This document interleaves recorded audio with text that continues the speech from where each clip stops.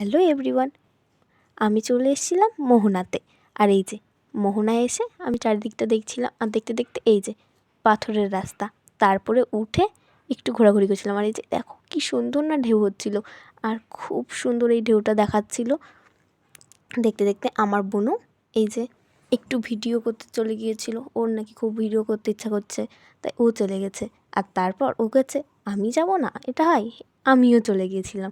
আর এই যে আমিও একটু ভিডিও করছি, আর ও আমার পাশে এসে দাঁড়িয়ে রয়েছে দেখতে দেখতে।